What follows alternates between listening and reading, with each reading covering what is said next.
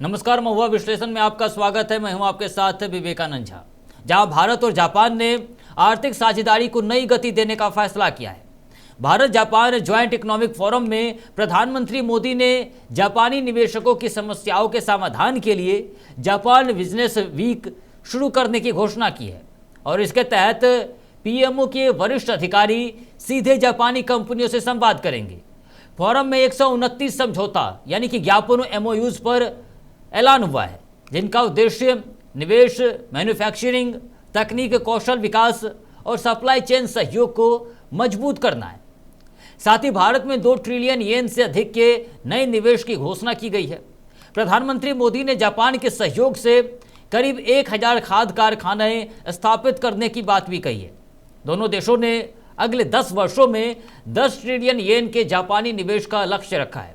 राजस्थान का नीमराना भारत का mini Japan बन चुका है, जहां 50 से अधिक जापानी कंपनियां काम कर रही है और हजारों लोगों को रोजगार मिल रहा है।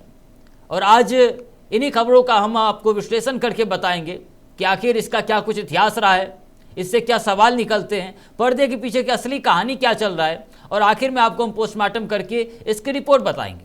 चलिए पहले हम खबर से सवाल क्या कुछ निकलता है आपको बताते हैं।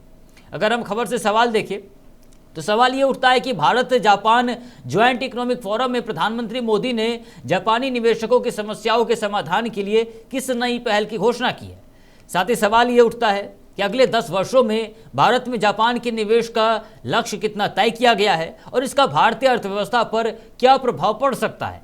साथ ही साथ इस खबर से सवाल ये भी है कि मुंबई अहमदाबाद बुलेट ट्रेन परियोजना में जापान की भूमिका क्या है और जीआईसीए द्वारा दिए गए ऋण की प्रमुख शर्तें क्या है। साथ ही साथ खबर से सवाल ये भी निकलता है कि राजस्थान के नीमराना को मिनी जापान क्यों कहा जाता है, जहां जापानी कंपनियां जो है और निवेश आखिर क्यों वहां इतनी हो रही है, वहां की विशेषता क्या है। साथ ही खबर से सवाल ये भी निकलता है कि Bharat Japan joint economic forum में जो घोषित 129 एमओयूज किन किन क्षेत्रों से जुड़े हैं और इनका उद्देश्य क्या है।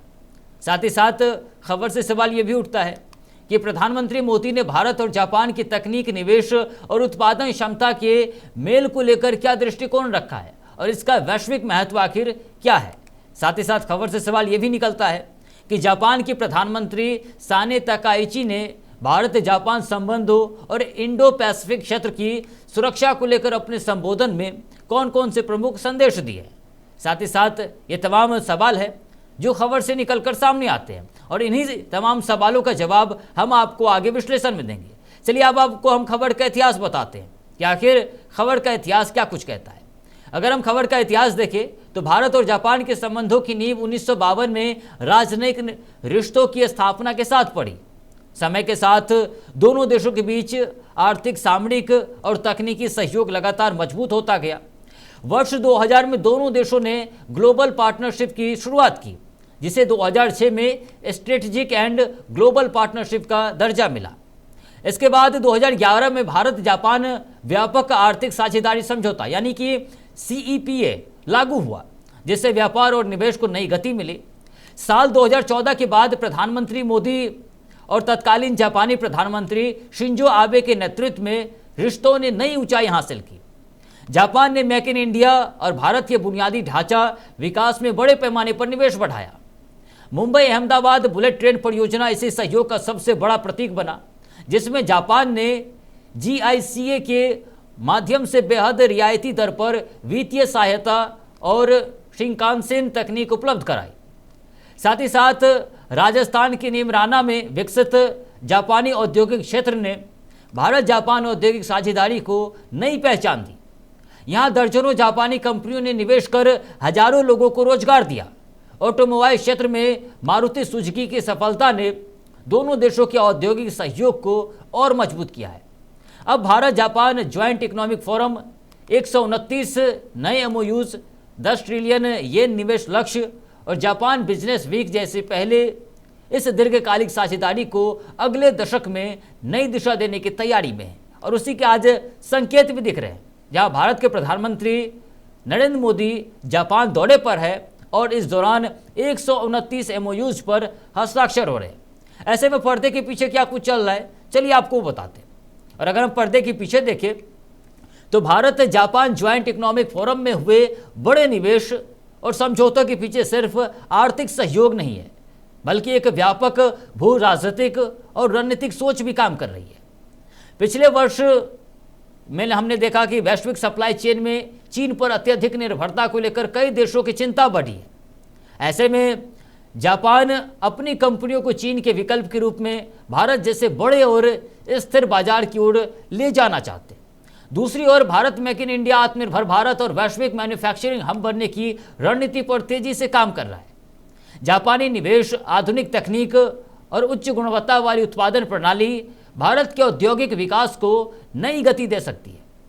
जापान बिजनेस वीक, इसकी घोषणा होना इसी दिशा में एक संकेत है कि सरकार निवेशकों की समस्याओं का समाधान सीधे प्रधानमंत्री कार्यालय के स्तर पर करना चाहती है। इसके साथ ही बुलेट ट्रेन परियोजना, मारुति सुजुकी का विस्तार और नीमराना जैसे औद्योगिक क्लस्टर केवल निवेश की कहानियां नहीं है, बल्कि भारत जापान के दीर्घकालिक रणनीतिक रिश्तों की मजबूत नींव भी है।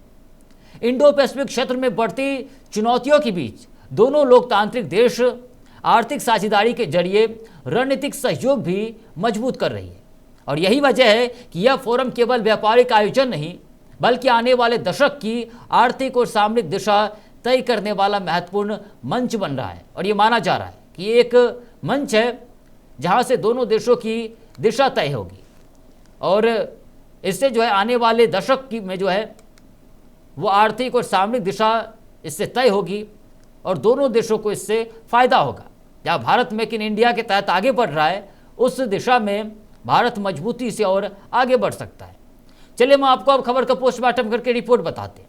और अगर हम खबर का पोस्टमार्टम करें और रिपोर्ट जानने की कोशिश करें तो Bharat Japan joint economic forum में हुए बड़े निवेश और घोषणाएं निश्चित रूप से सकारात्मक संकेत है, लेकिन इनके पीछे और इनके साथ कुछ अहम सवाल भी जुड़े हैं।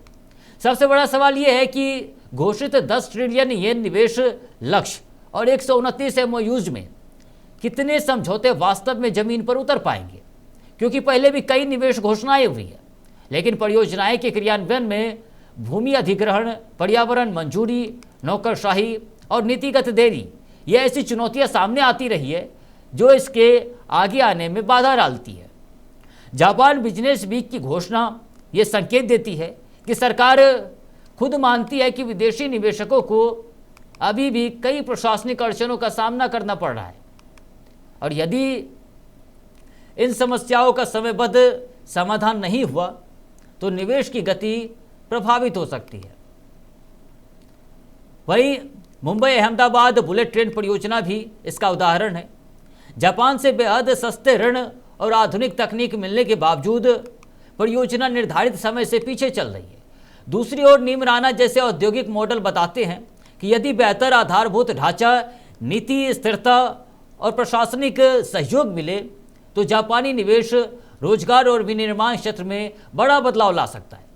यानी कि इस फोरम की सफलता केवल घोषणा से नहीं, बल्कि इस बात से तय होगी कि निवेश कितनी तेजी से धरातल पर उतरता है, कितने नए उद्योग लगते हैं, कितने रोजगार पैदा होते हैं और भारत जो है वो वैश्विक मैन्युफैक्चरिंग हब बनने की दिशा में कितना आगे बढ़ता है। और ये तय करेगा कि आखिर प्रधानमंत्री का ये दौरा और ये जो MOUs पे साइन हुए हैं वे किस हद तक भारत के हित में है या फिर दोनों देशों के हित में है।